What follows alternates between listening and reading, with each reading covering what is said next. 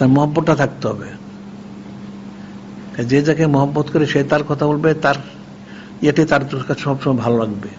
আর মহব্বত না থাকলে কোনোদিন ভালো লাগবে না, আর তার কথা শুনতে পছন্দ হবে না। যার সাথে মহব্বত নেই তার কথা শুনতে পছন্দ হয় না। এখন কেউ যদি ইবলিসের সানাসিবত করে পছন্দ হবে, কার পছন্দ হবে? এটা ইমানদারদের কোনদিন পছন্দ হবে না। কিন্তু নূরে মুজাসসাম হাবিবুল্লাহ হুজুর পাক সাল্লাল্লাহু আলাইহি ওয়াসাল্লাম সানাসিবত করলে ইমানদার খুব ভালো লাগবে।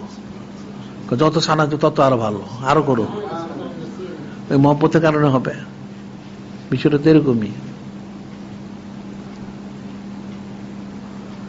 এখন বিষয়গুলি তো অনেক এক হিসেবে সূক্ষ্ম বিষয়, আর একটা হলো সমুদ্রের বিষয়।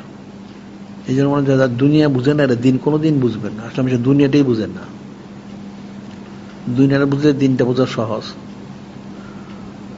মহব্বতটা কোথায় থাকবে, কোথায় আছে, কোন দিকে আছে, যেদিকে মহব্বত থেকে অন্তরটা সেদিকে রুজু হয়ে থাকে সারাদিন। এটা স্বাভাবিক কথা। আর মহব্বত না থাকলে তো রুজু হবে না কোনোদিন। বিষয়গুলো তো কঠিন বিষয়।